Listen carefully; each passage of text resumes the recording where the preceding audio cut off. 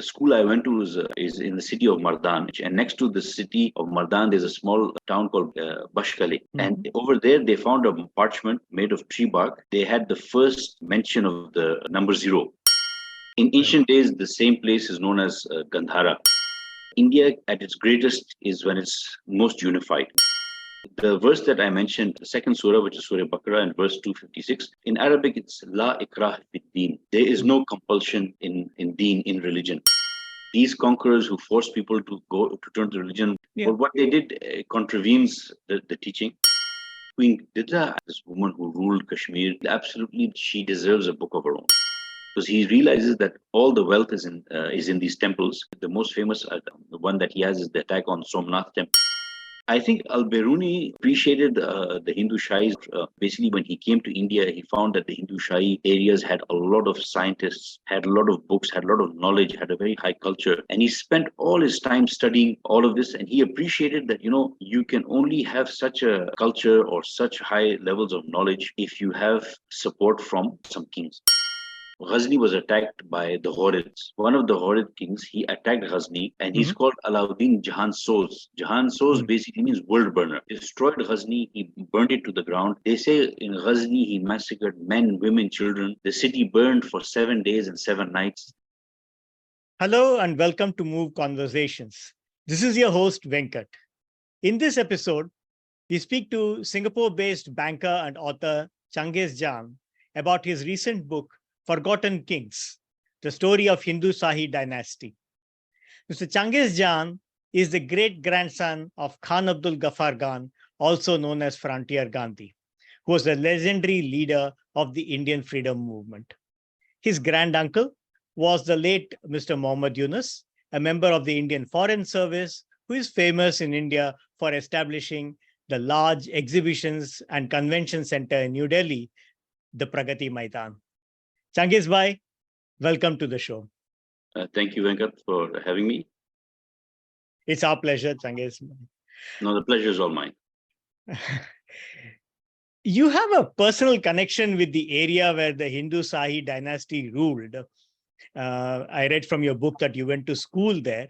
You mentioned that this was an area where Sahi Dynasty era manuscript was discovered, which has the earliest known use of the 0 symbol. That was very, very interesting. And also this, there were universities in this area. Takshashila is one of the most famous that we all know about.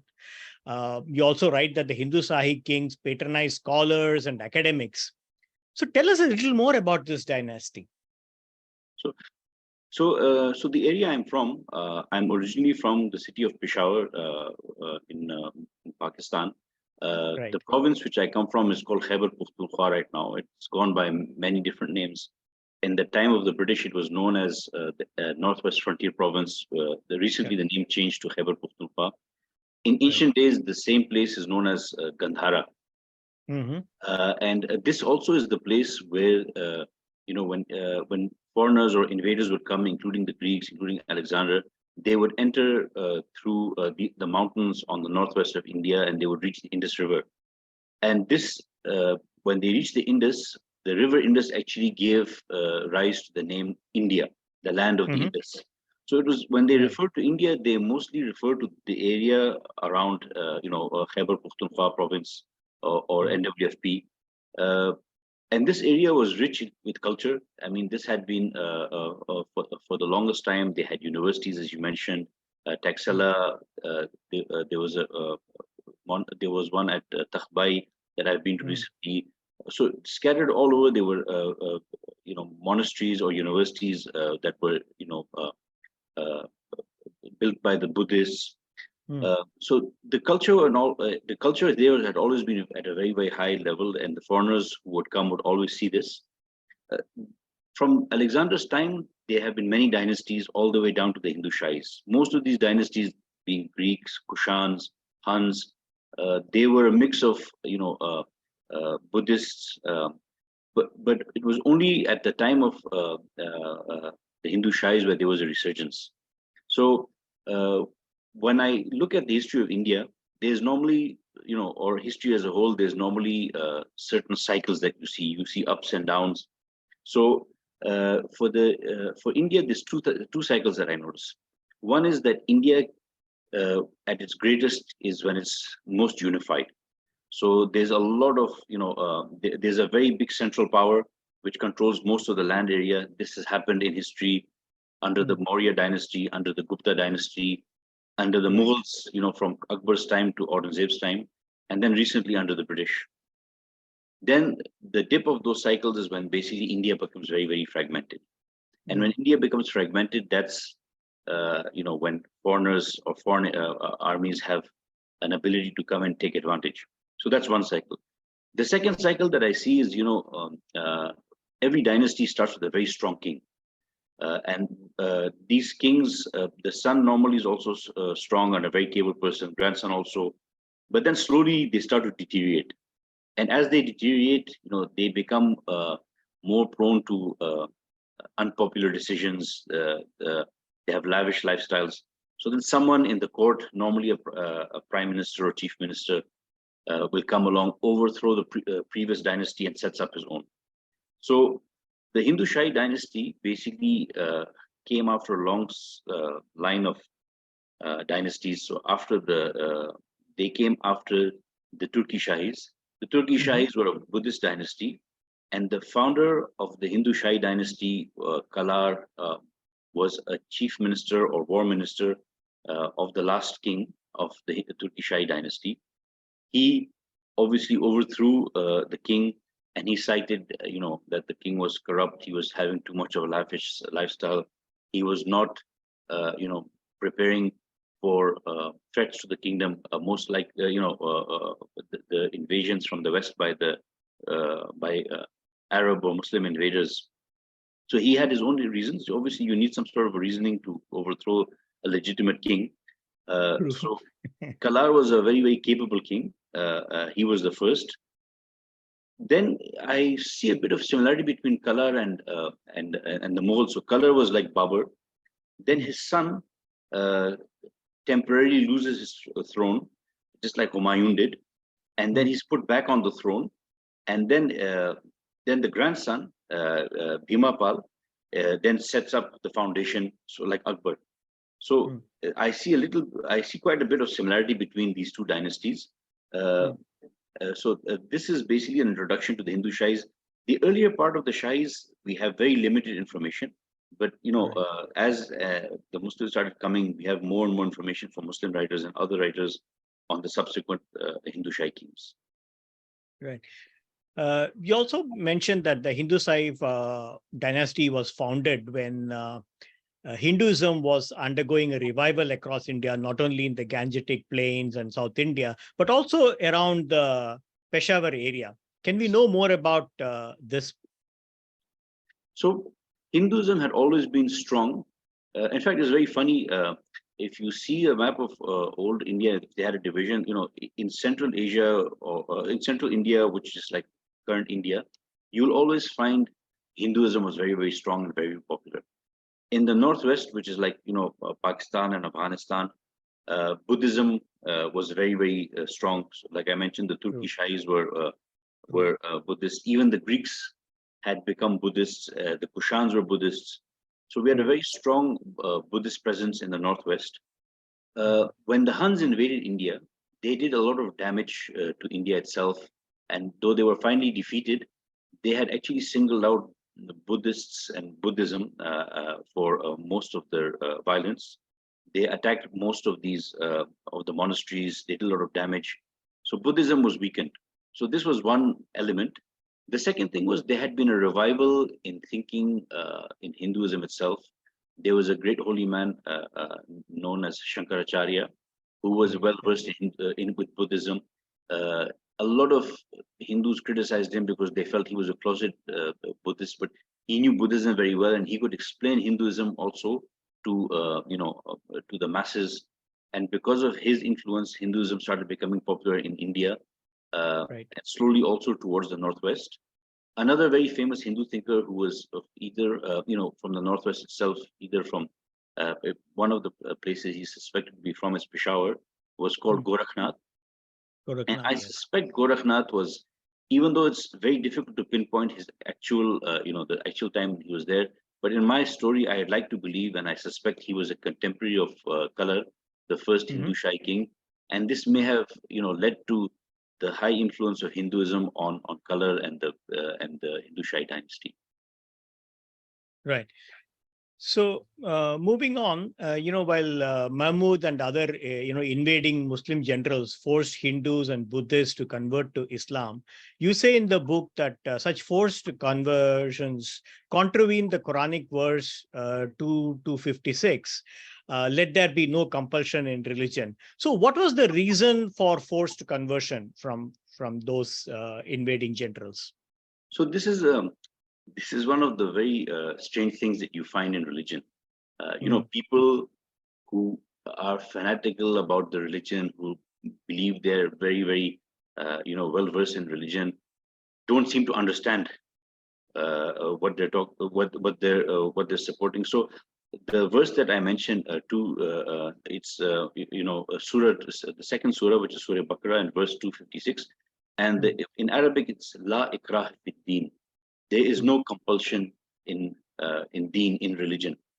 And I'm not a religious scholar, but two or three of the translations that I've read. One is by Muhammad Asad, another is by Yusuf Ali. They all say the same thing, that most scholars use this verse to verify that there is no that forced conversions are null and void. You cannot force people, because religion or faith is a matter of choice. It's from within. You cannot force people to have a certain religion. I think these conquerors who forced people to turn to religion were probably trying to overcompensate for something. Maybe they felt they were lacking something in themselves. I don't want to speak for them, but what they did contravenes the teaching. So there must have been something psychologically going on in their mind where they were trying to compensate for something, to do this. Right. You mentioned in the book that not much is known about the Hindu Sahi dynasty, except from the writings of Al-Biruni and Kalana's Rajatarangini. Even though they ruled for 150, 160 years and fought Mahmud of Ghazni so many times, I wonder, how come there were not more writings about them? So in my personal opinion, I write in the book that history is normally written by the pen of the victor, because they lost, there was no one left to write about. Then there were a lot of mass migrations of Hindus from that area to other parts of India and outside.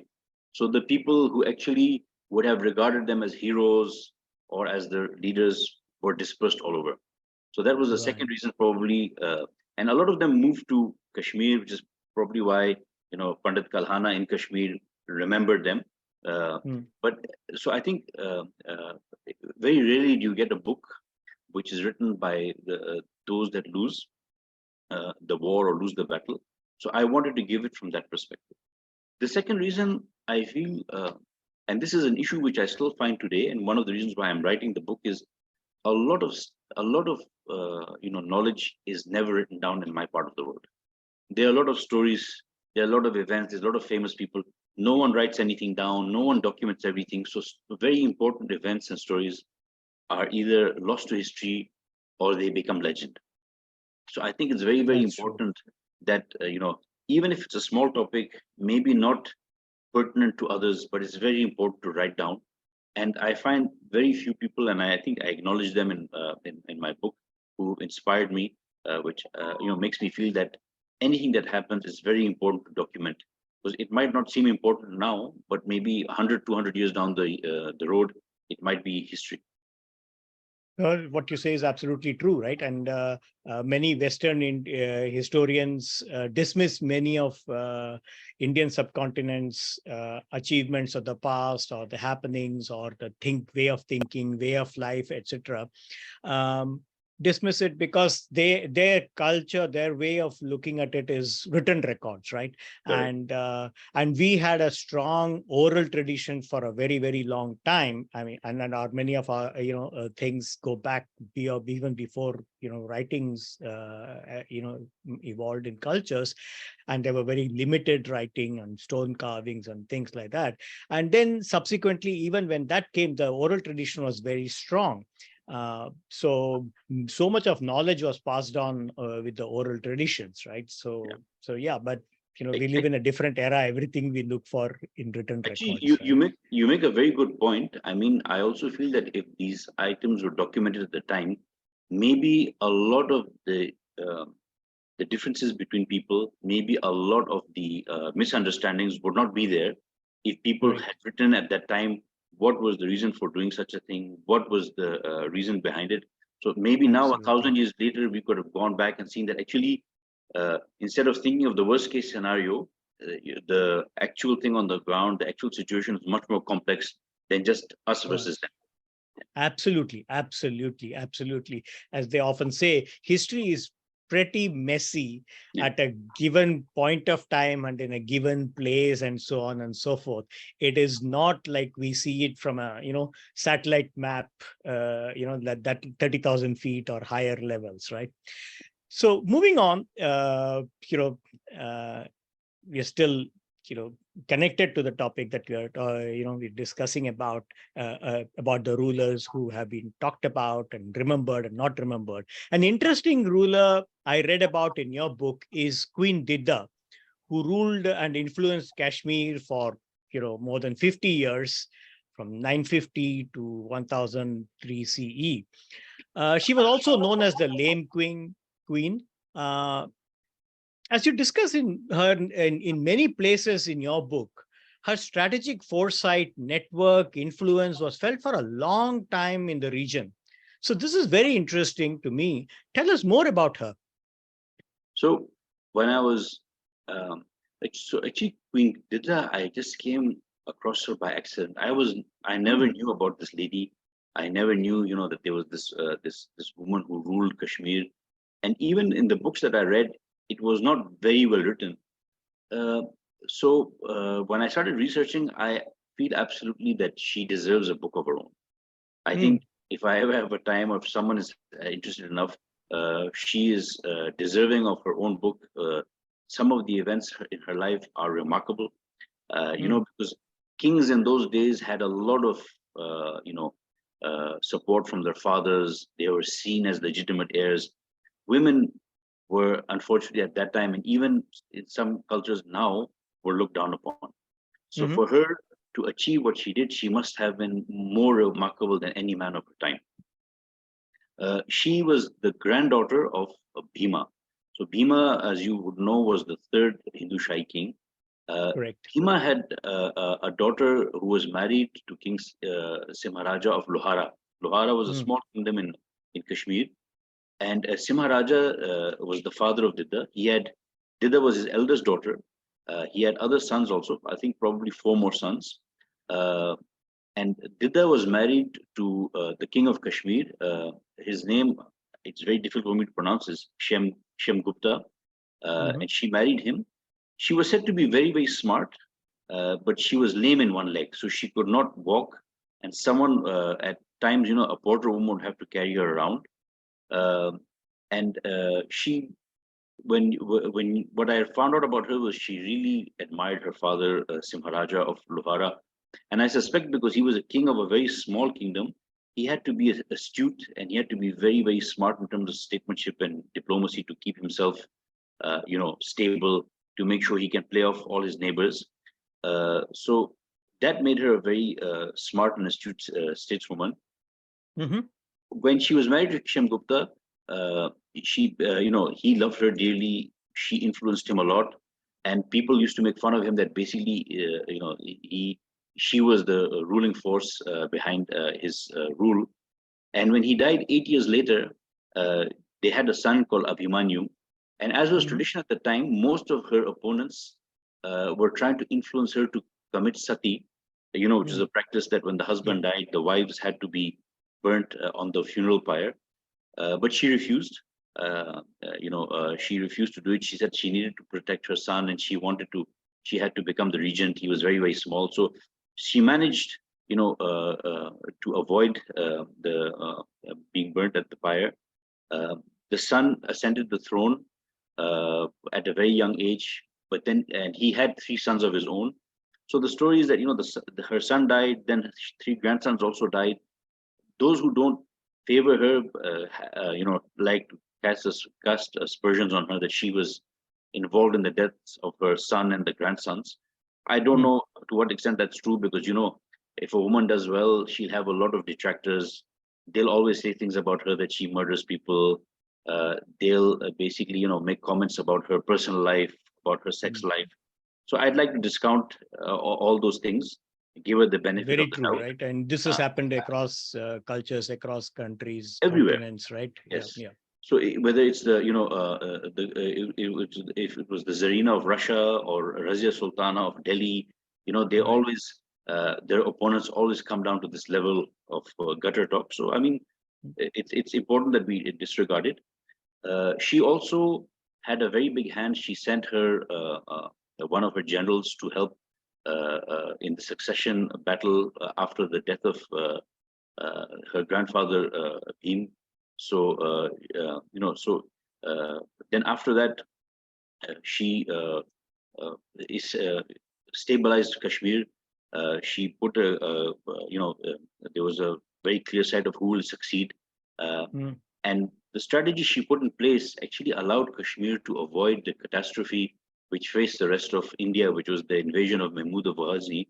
Mahmud was unsuccessful in trying to conquer Kashmir.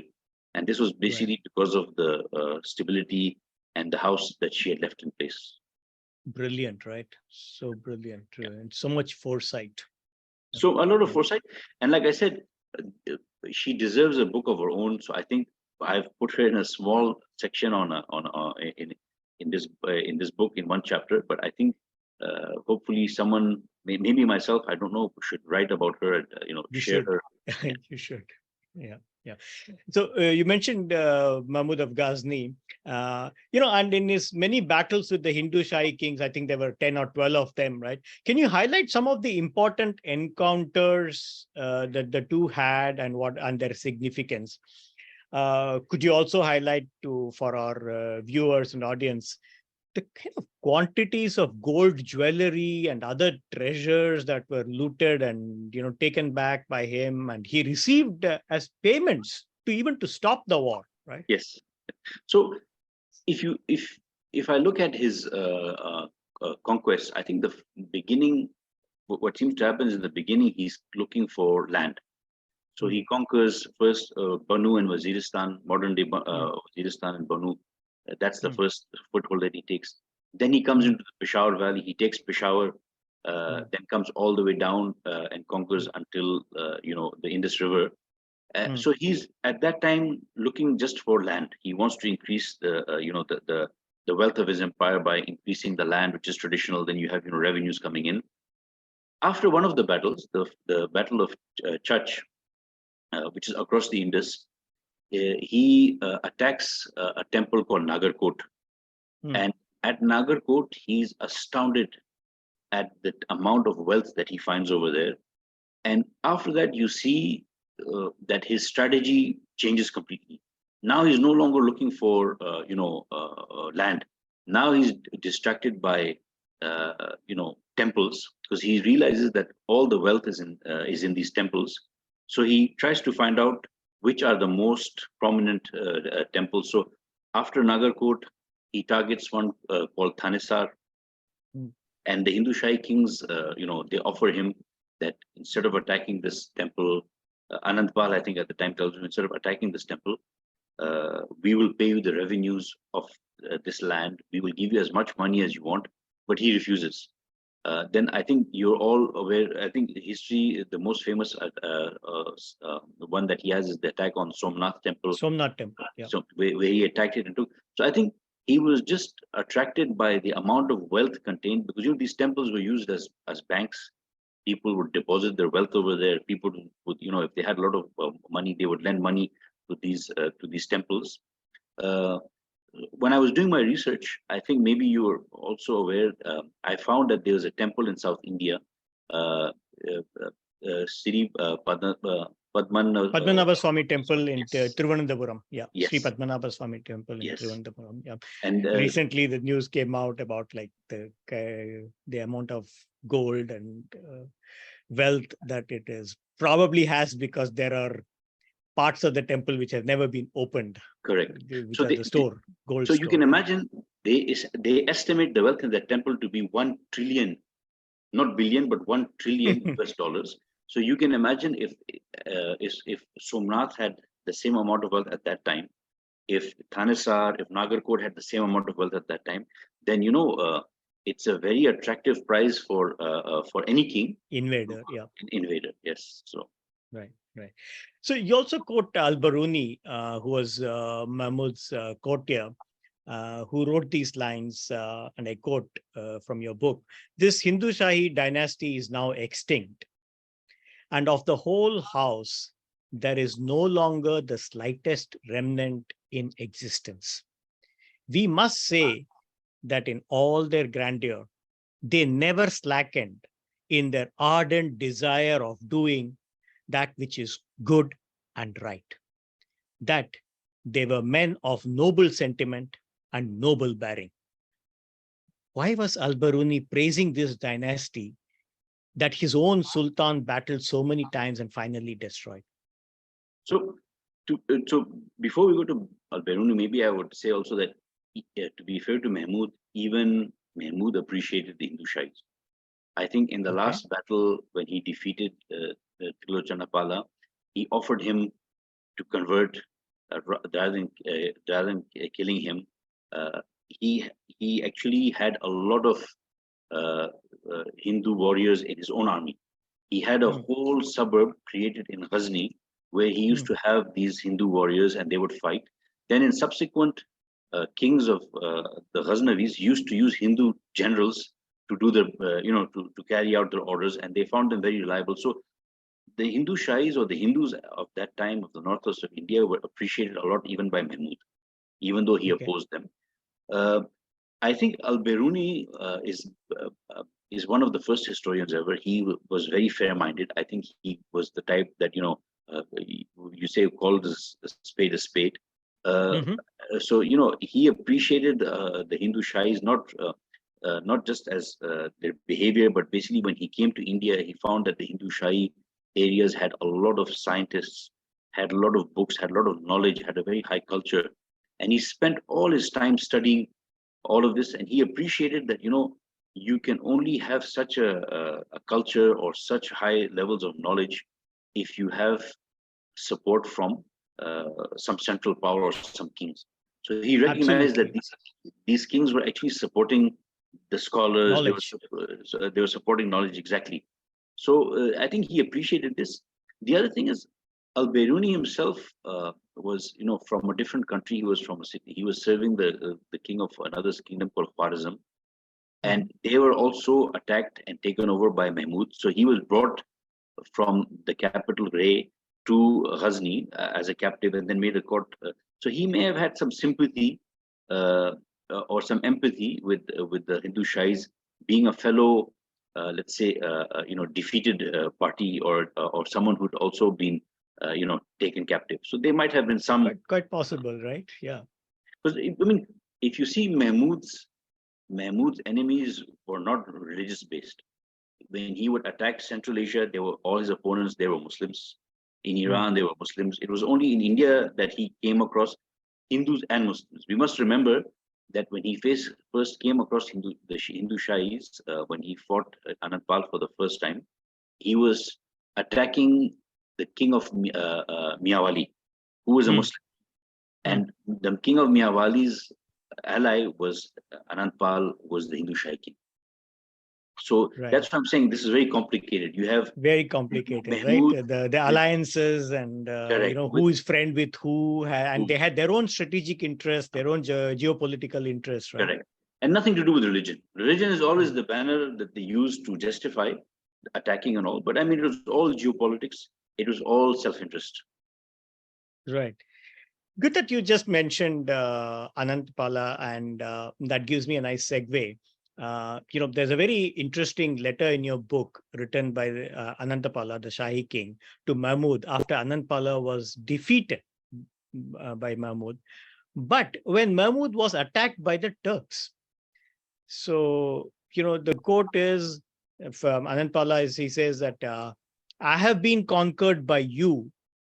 Therefore, I do not wish that another man should conquer you.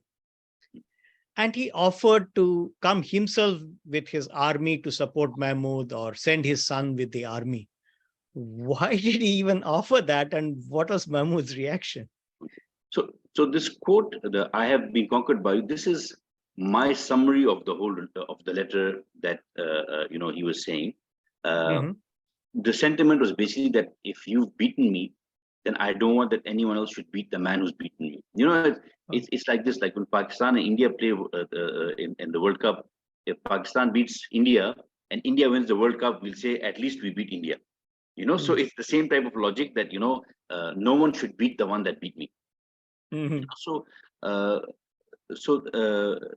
but the letter came at a very strange time. There were two battles in Church. When Mahmud came to attack Miawali, sorry, not Miawali, Multan. When he came to attack Multan, uh, uh, he was stopped by Anantapal on the way because they were allies. Anantapal was a ally of the king of Multan. Then he was defeated in the first battle of Church. Then Anantapal had to leave the battlefield and escape. So at that time, Mahmud left him alone, and then went and defeated his enemy, and left in charge, coincidentally, a son of Anantapal who had actually converted to Islam and was in Mahmud's court. He left him as the governor of Multan, and then he was distracted because there was an attack on him in Central Asia. So when the attack on him in Central Asia, he had to now leave and go back to defend his Central Asia. This is when the letter came. This is when the letter came where Anantapal tells him that I've been beaten by you. Someone is attacking you. I'll send you an army. Mahmud at that time didn't appreciate this sentiment of morals or ethics. He was a realistic king. He felt that Anantapal is just trying to take advantage and trying to. But what he could have realized is actually Anantapal could have attacked him, and Anantapal did not attack him. He could have taken Multan. His son was there. He rebelled against Mahmud. Subsequently, Sukhpala, the son, actually rebelled against Mahmud. Anantapal didn't. So I think Anantapal's sentiment was genuine. Mahmud, unfortunately, did not feel it was genuine. He felt he was just trying to play a game. And after that letter was sent, there was another invasion by Mahmud, which ended up in the second battle of Chach, where again, even though the battle went against Mahmud, ultimately at the end of the day, some people say because the elephant of the crown prince went astray. Some people say it was a surprise attack. The battle then went to the Ghaznavis. Right. So let's discuss some of the lasting impacts of Mahmud's many invasions. Let's focus on three of them. First one, on the wealth of India and its temples. As you say that, in the book, the last 5-6 campaigns out of his 17 were specifically to loot the temples. So how deep was the impact on the wealth of India and its temples? I think in my previous answer, I already mentioned that he had attacked Thanisar, Somnath, and all. And I think for the Indians, I think to this day, the impact is there. I mean, people even now remember or they talk about Somnath on both sides. So I think it may have given short-term immense riches to Mahmud at the time. And with all the loot that Mahmud took back, he created magnificent palaces in Ghazni. His generals, his courtiers, his notables, they all made grand palaces and mosques and everything. One mosque was actually called the Bride of Heaven because it was supposed to be so beautiful that it was supposed to be matching heaven itself. So they spent a lot of that money and that wealth on creating a A beautiful fabulous city of city, Ghazni. right? Yeah. Right, So, right, but it was a short-term gain. I think the right, right. long-term impact of that, as you see, we feel to this day also. Right. So the second impact let's discuss is the migration of, and you briefly mentioned that, migration of scholars, craftsmen, and with them the huge quantity of books and knowledge from Afghanistan, Pakistan area to the, to the whole Indo-Gangetic plains and even further south of India. Yeah. So uh, this was very strange. I think after Mahmud's invasion, the northwest of India or Pakistan, Khyber Pakhtunkhwa province, never really recovered. It never Hmm. came back to that level of culture or knowledge as it had been before. Now it's seen as a bit of a, or when the British came, also it was seen as a bit of a backwater. The people were seen as a martial people, ready to fight. They were recruited by the Mughals or also by the British in the armies, but they were never seen Right. as very far ahead in terms of science or learning. So that was a very big loss to The region, right? this region. Very So unfortunate. and most of the So many scholars, universities were destroyed and lost, correct, right? Like you correct. highlight. So the universities had first been destroyed by the Huns. Then Hmm. afterwards, a lot of these, when the Hindu Shahis went, a lot of the Buddhists and the Hindus, they then just migrated to other places. The most surprising one that I found was not to Central India or South India, but something I came across by accident. And that's why this whole journey of finding about Hindu Shahis has been such a wonderful journey. Is a lot of these, a significant amount of these subjects, they left India altogether and they moved to Iran. Right. And then from Iran, they moved to Egypt. And then from Egypt, they moved to Europe. And when they moved from Egypt to Europe, the Europeans started calling them, and this word is not supposed to be used now, but they are now the Roma people, also known as gypsies. So when they did DNA tests and looked at the language, they found a lot of links between these European gypsies and the Roma people and the northwest of India. So I found this is the most amazing part of the whole story, that these people were dispersed not just all over India, but all over the world. All over the world, right? Right. And a lot of knowledge also went to the West, right? Al-Biruni and others, also translated and took the knowledge to the West. So basically, you mentioned that in this area there was also, the school I went to is in the city of Mardan. It was called the Fazlek College, and next to the city of Mardan, there's a small town called Bashkale. And over there, they found a parchment made of tree bark, which they had the first, mention of the number 0. I think everyone in the West knows that it was the Arabs that introduced 0 to the Western world from India. But this was it. This was also this is the documentary evidence. Yes. Right. So this is, and it came from this part. It came from what was the Hindu Shahi area. Whether that parchment was Hindu Shahi or whether it was from a previous dynasty, but this is where. But it came from there. Yes. It came from there and from their time. Wonderful. Yeah. The third impact wanted to ask you is about the change in perception of Islam in India, especially among Hindus and Buddhists, thanks to this, mass slaughtering and coercive conversions, and that impact, has lasted till date, and especially in northern India, right? There are certain differences between, in the southern part of India and the perception of Islam. Islam is, integrally seen part of, the growth of Tamil culture in southern India. But in northern India, the perceptions are very, very different. So that's why if you notice in the end of the book, I also try to introduce another character from Ghazni, who's very famous in Lahore, called Data Ganj Bakhsh or Ali Hajweri. So subsequent to this, these attacks by Mahmud, a lot of different types of Muslims started coming, of a different caliber, started coming to India. Data Ganj Bakhsh, Ali Hajweri was the first, then Muinuddin Chishti, Nizamuddin Aulia. These were great Muslim scholars. They were not of violent nature.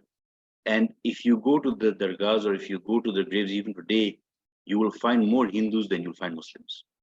So these Muslims have had a great influence and are very, very popular even to this day amongst the Hindus. So if you look at that part of Islam, it's been a very, very positive perception. These were those ones who say that there's no compulsion in religion. These are the ones who would open their dargahs for people to come and eat, whether you're poor or not poor. Mahmud's strategy, these mass slaughters and all, this was not specific to India. If he would attack another Muslim country, there would be a mass slaughter of Muslims over there.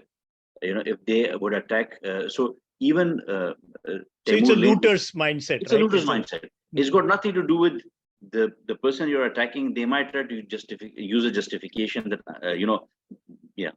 Yeah, it's true, right? I mean, even before that, many hundreds of years ago, people used to say that kings like Alexander, the way they paid the soldiers was that, like, when you go and when our army attacks a certain country, the riches that you can loot are yours, right? Yours to keep.